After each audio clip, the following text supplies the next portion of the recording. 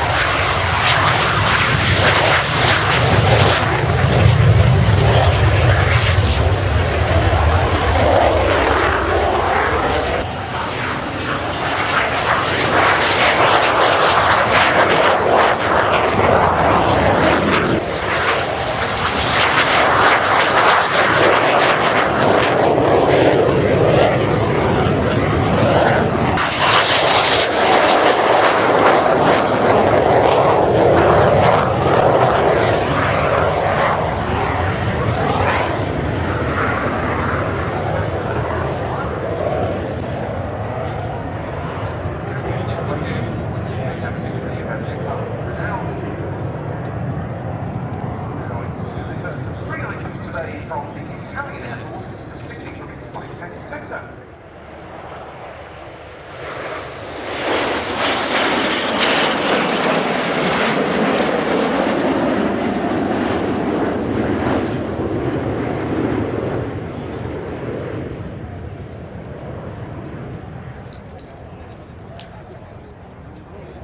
And it's our great pleasure to be joined here to tell you a little bit more about the flight perspective by someone who knows it very well, a former member of the Red Arrows, Mike Lee.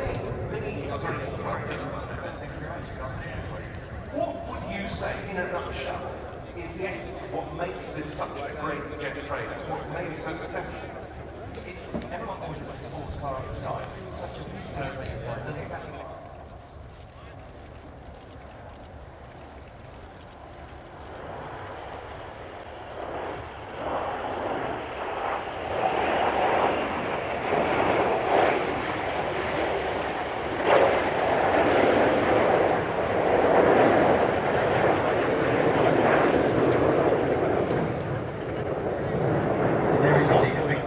Between the T1 you see leading and the T2, the Hawk 128 that the Royal Air Force use, and of course the Qatari version that you see in the formation, the 167. A big difference in those aircraft. I think there's actually only 10% commonality between the original version and the new 100 series, so a big difference. I think one of the only common things is actually the cabin, from what somebody told me. And if you look at the cockpit, the layout is very different indeed. The T1, very much mechanical instruments typing, and it means that students can get used to manipulating the systems, working out the hands-on throttle and stick functions, so keeping their hands on the throttle, on the stick to operate all of the radar, weapon systems and all the avionics, so they can do that. And the T1 certainly didn't have that, but the newer versions do.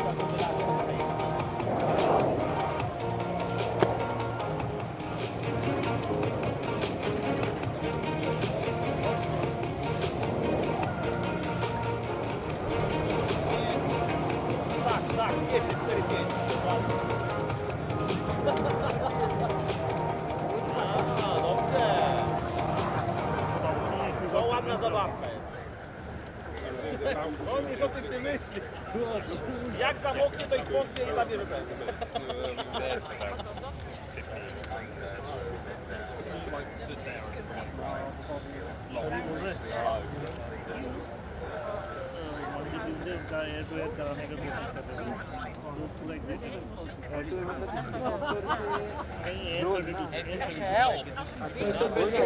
What you were saying earlier about the early 70s being a real innovative period in aviation history.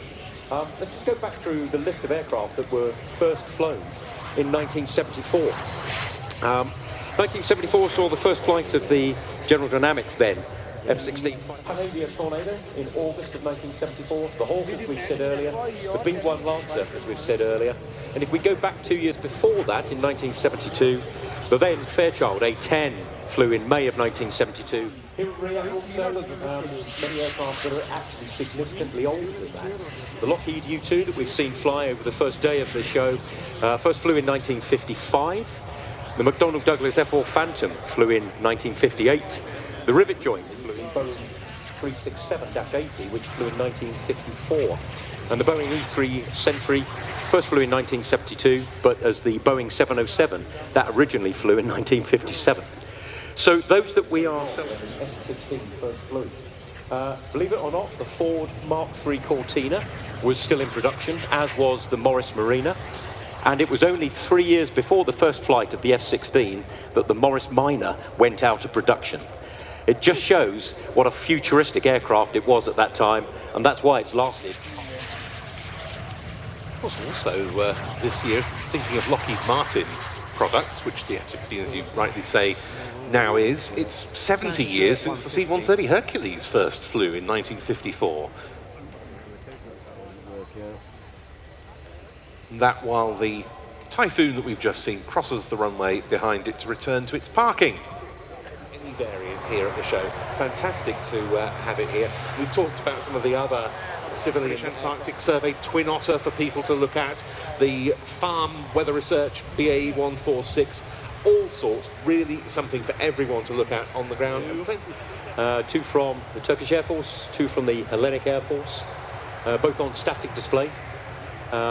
With some very spirited arrivals yesterday by the... These are Europe's last two active Phantom units, and we were talking to the Turkish Air Force crews the other week on their arrival, including indeed, and Emiri was saying they brought with them 10,000 Phantom posters which are available by their aircraft in the static. That's a very good point.